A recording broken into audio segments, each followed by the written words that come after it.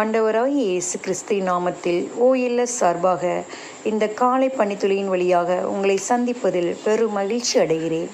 இன்று தியானிக்க இருக்கும் வசனம் பிலிப்பியர் 4 அதிகாரம் 6வது இறைவசனம்.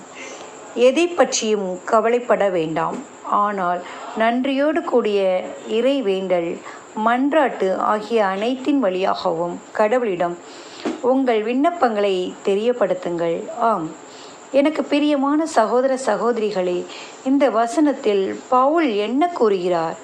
எதை பற்றியும் கவலைப்பட வேண்டாம் என்கிறார். நமக்கு எந்த பிரச்சனைகள் வந்தாலும் அவற்றை பிறரிடம் சொல்ல வேண்டாம். அப்படி சொல்வதன் மூலம் அந்த பிரச்சனை பெரிதாகுமே ஒழிய அதற்கு ஒரு நாளும் தீர்வு கிடைக்காது. ஒரு ஊரில் 2 நண்பர்கள் இருக்கிறார்கள். ஒரு நண்பர் தனக்கு என்ன பிரச்சனை வந்தாலும் கவலைப்பட்டு கொண்டும் பிறரிடம் போய் சொல்லி கொண்டும் இருக்கிறார்.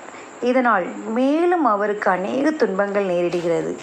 ஆனால் மற்றொரு நண்பனோ தனக்கு என்ன துன்பம் வந்தாலும் ஆண்டவரிடம் மட்டுமே முறையிடுபவனாகவும் ஜெபிக்கிறவனாகவும் இருக்கிறார். இதனால் இவருக்கு எந்த துன்பமும் இல்லை. ஆம் பிரியமானவர்களே, எல்லா நேரங்களிலும் நமக்கு என்ன பிரச்சனை வந்தாலும் முதலில் ஆண்டவருக்கு தெரியப்படுத்துவோம். நம்முடைய ஜெபத்தின் மூலம் பிரச்சனைகளை மேற்கொள்வோம். நன்றியோடும் இறை வேண்டுதல் செய்வோம். அப்படி நாம் ஜெபிக்கும் போது ஆவியானவர் நம்மோடு இடைப்படுவார், நம்மை நடத்துவார்.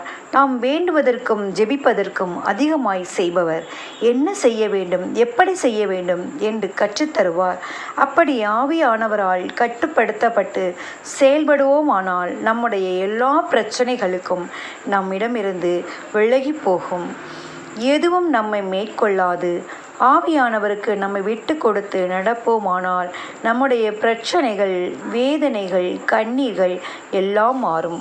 நம் வாயிலிருந்து புறப்பட்டு வரும் வார்த்தை தேவனையும் மனிதனையும் பிரியப்படுத்தும்.